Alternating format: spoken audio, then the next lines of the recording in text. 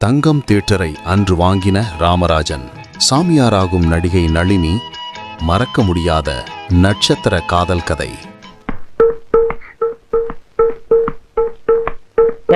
அவன் நிக்கிறானே, அவனுக்கு என்ன பதில் சொல்றது? நளினி சாமியாராக போவதாக செய்திகள் கசிந்தன. சாமியாராக போவது கடைசி காலத்தில் அவரவர் மனப்பக்குவத்தை பொறுத்தது. ஒரு நடிகையாக இருந்துவிட்டு சாமியாராக சென்றாலும் அங்கேயும் பிரச்சனை செய்ய 4 பேர் இருப்பார்கள். மேலும் ஒரு நடிகையாகத்தான் பார்ப்பார்களே தவிர நளினியை சாமியாராக யாரும் பார்க்க மாட்டார்கள் என்று தன்னுடைய கருத்தை கூறியிருக்கிறார் சபிதா ஜோசப்.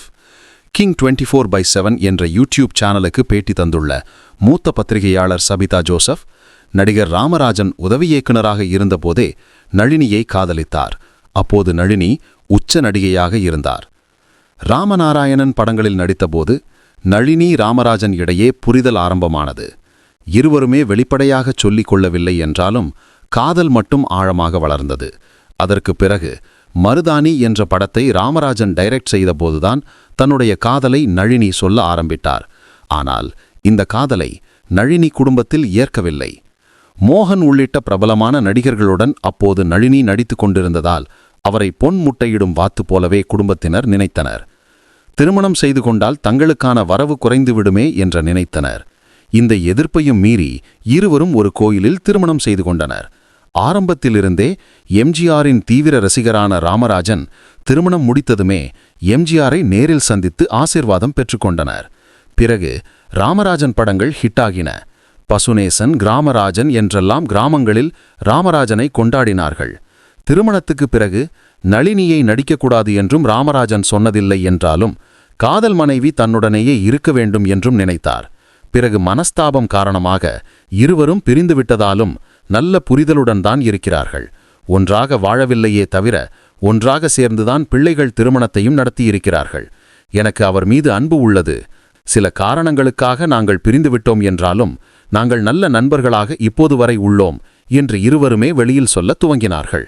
பலவிதமான கேரக்டர்களில் நடிக்க நளினி ஆரம்பித்து விட்டார் என்றாலும் ராமராஜனோ நடித்தால் ஹீரோவாகத்தான் நடிப்பேன் என்று பிடிவாதமாக உள்ளார். இத்தனைக்கும் குணசித்திர வேடங்கள், வில்லன் வேடங்கள் நிறைய வந்தது. ஆனால் ராமராஜன் ஏற்றுக்கொள்ளவில்லை. இப்போது அந்த வேடங்கள் எதுவுமே தனக்கு தேவையில்லை என்று சொல்லிவிட்டார்.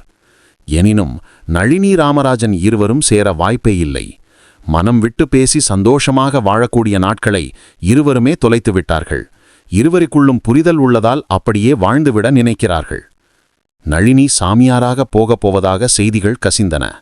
சாமியாராக போவது கடைசி காலத்தில் அவரவர் மனப்பக்குவத்தை பொறுத்தது. ஒரு நடிகையாக இருந்துவிட்டு சாமியாராக சென்றாலும் அங்கேயும் பிரச்சனை செய்ய 4 பேர் இருப்பார்கள்.